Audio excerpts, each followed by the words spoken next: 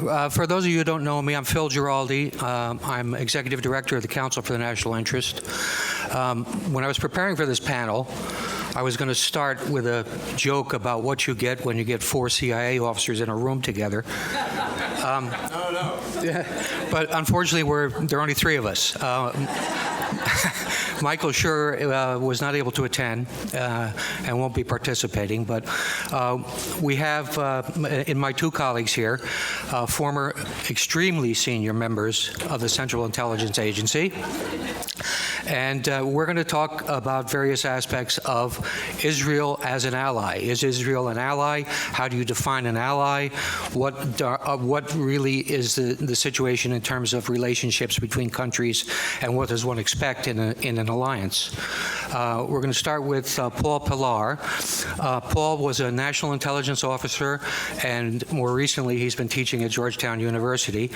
He has an extensive resume. I would recommend that you look at the back of the program we gave you, and we will start from there. Thank you very much.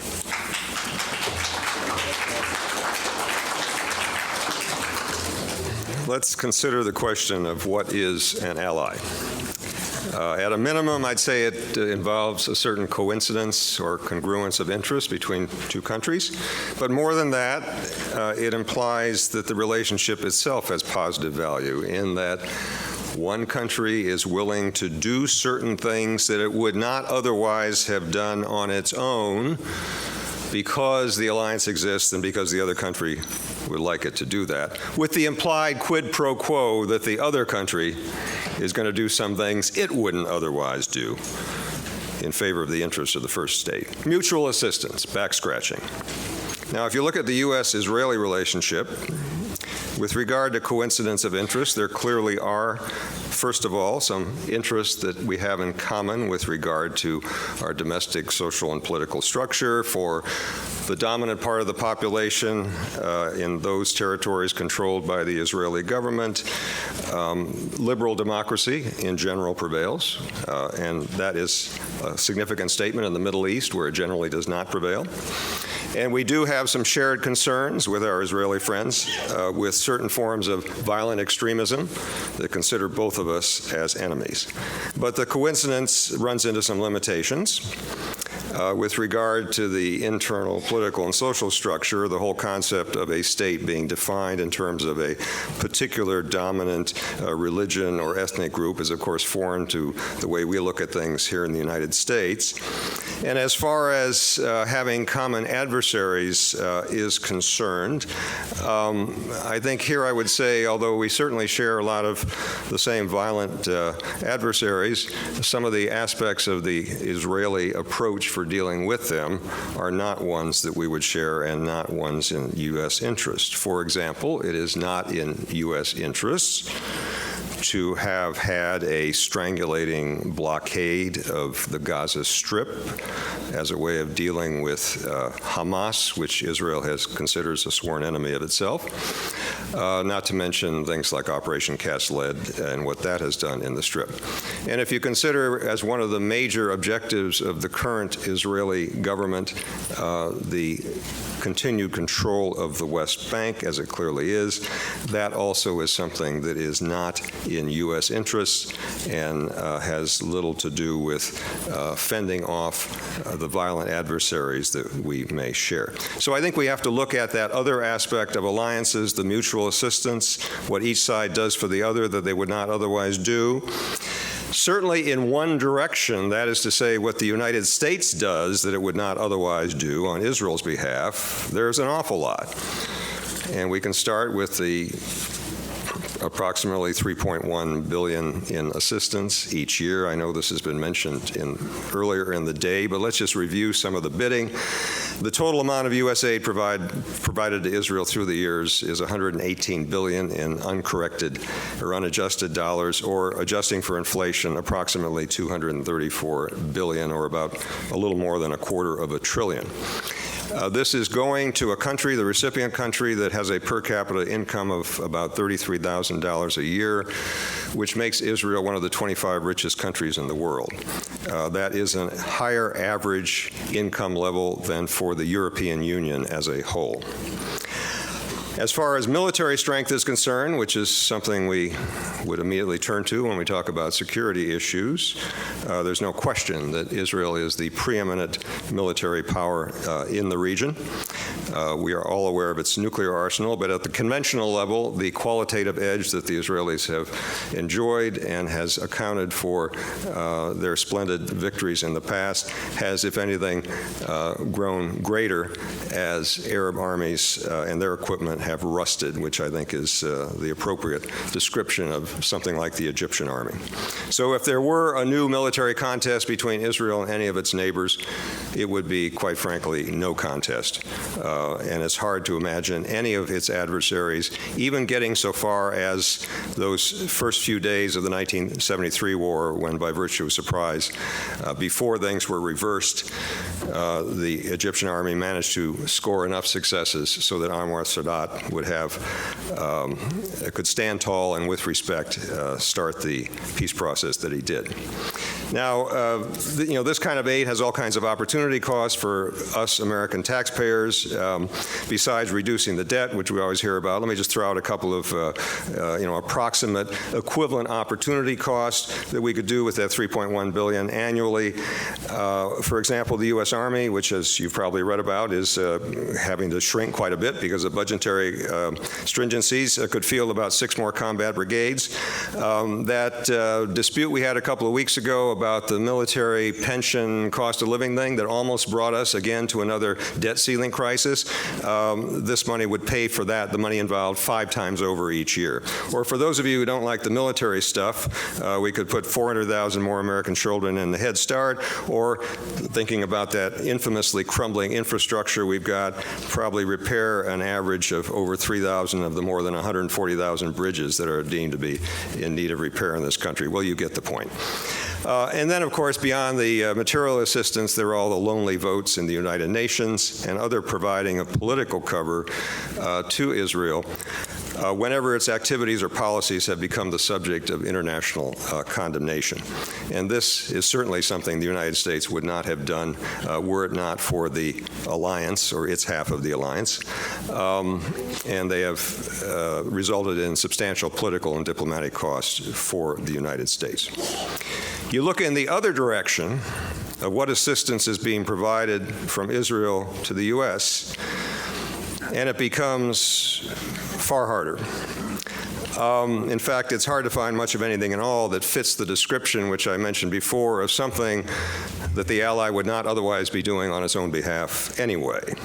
One sometimes hears, when this question comes up, references to things like science and technology cooperation, especially with regard to military technology, and clearly we have had that with the Israelis, but almost all of this is either things that Israel would be doing on its own because it's in its own interest to do it, with the United States not necessarily a factor, or it's something where the cooperation could take place and probably would take place without the extraordinary nature of the relationship that results in all of the material and diplomatic support going the other way.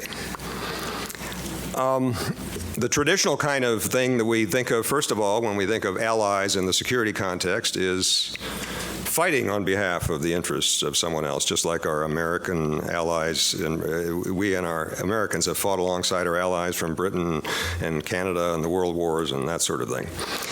And here we don't get any benefit at all.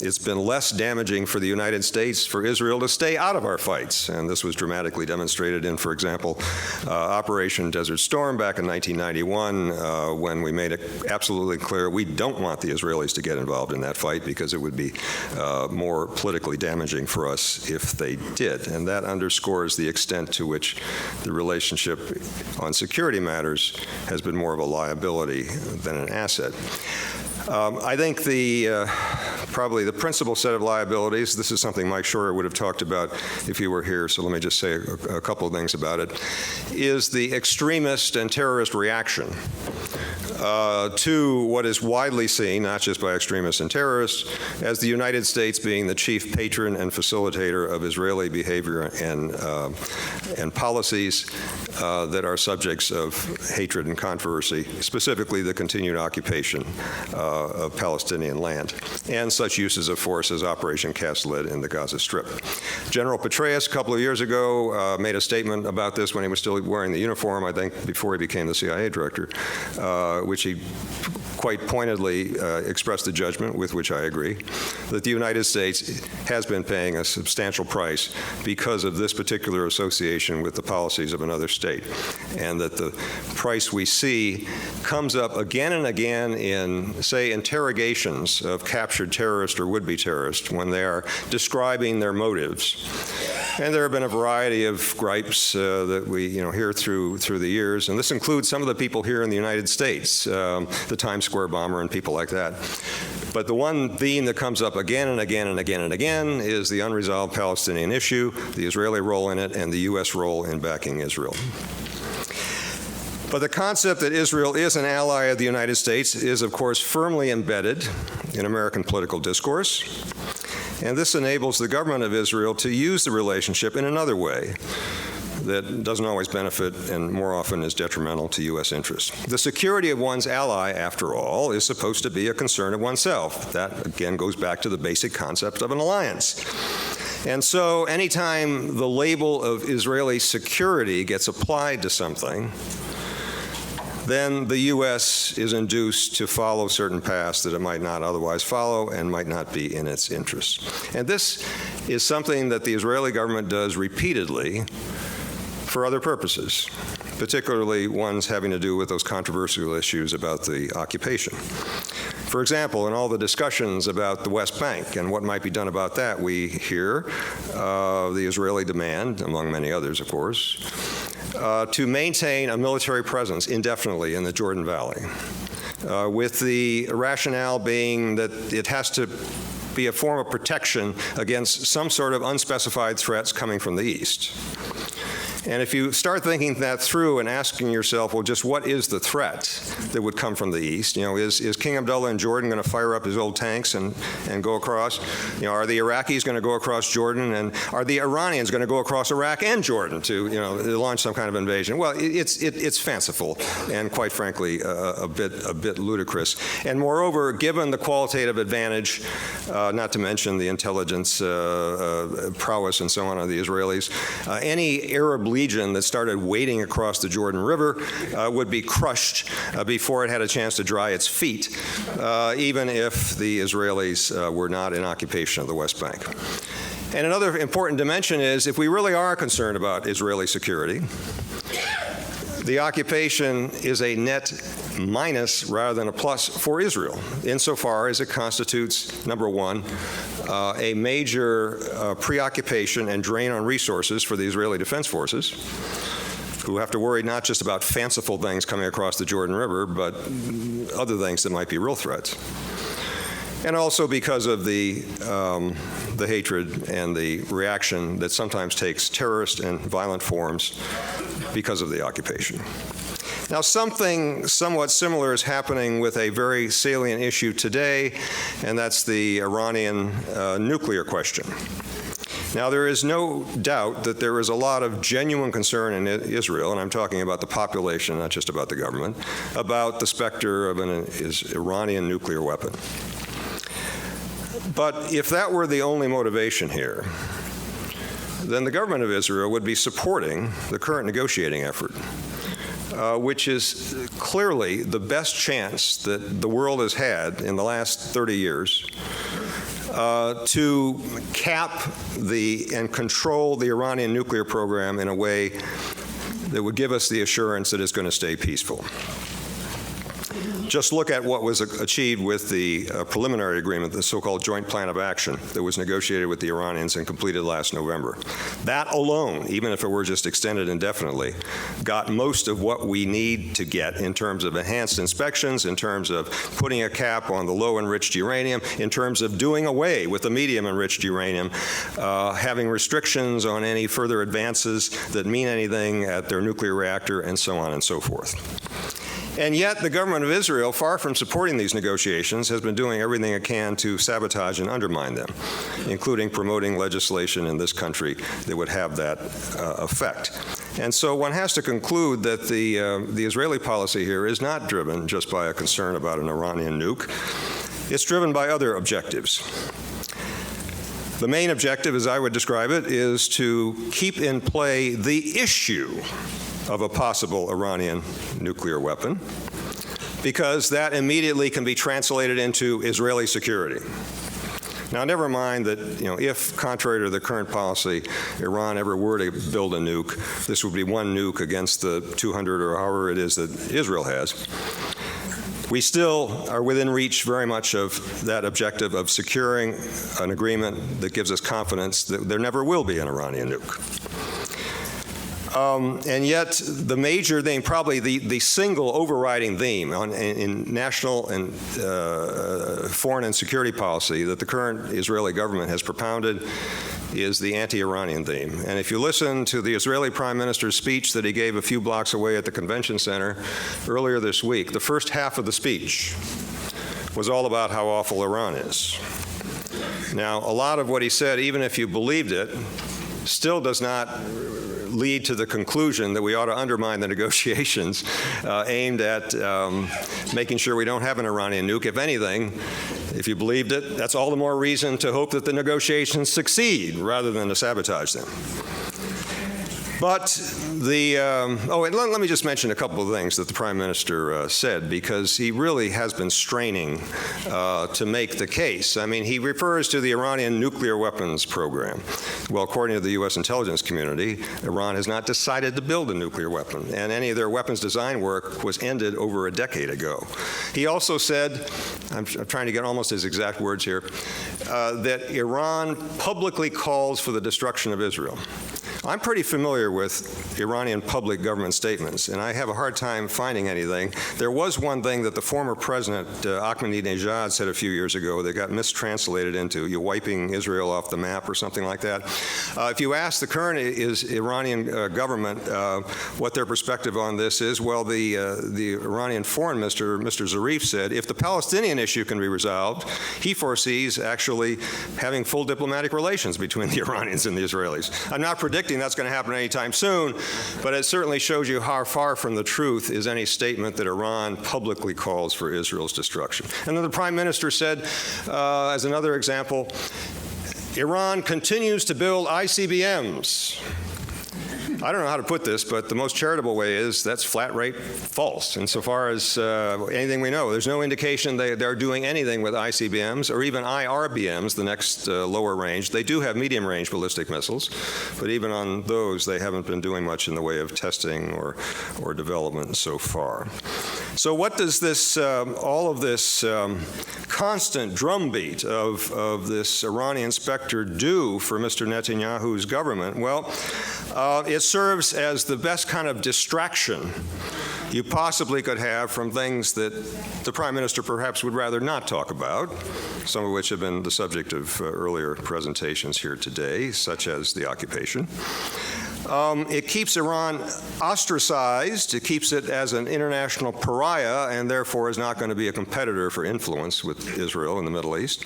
And in particular, it precludes any competition for U.S. attention as a partner in things where we might want to work with other governments, and not just with the Israelis in this region, to advance our interests.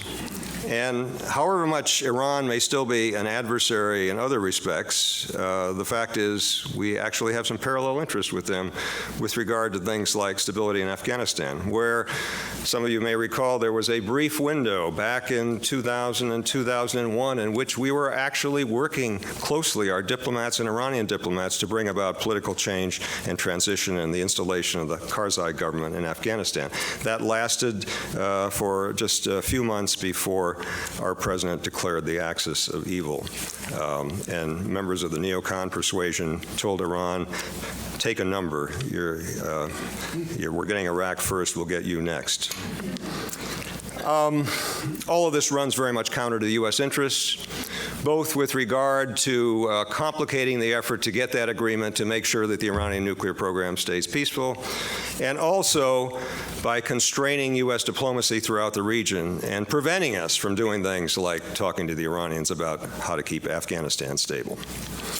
My concluding thought about all this is that not just with regard to the U.S.-Israeli relationship, but indeed our relationship with any other countries, ones that we might call allies or ones that we might call adversaries, that it would be better just to forget about those labels and look at specific interests and where a particular country can help us and where it doesn't help us with regard to things that are important to us. And U.S. foreign policy and national security would be much better served if we did that. Thank you very much.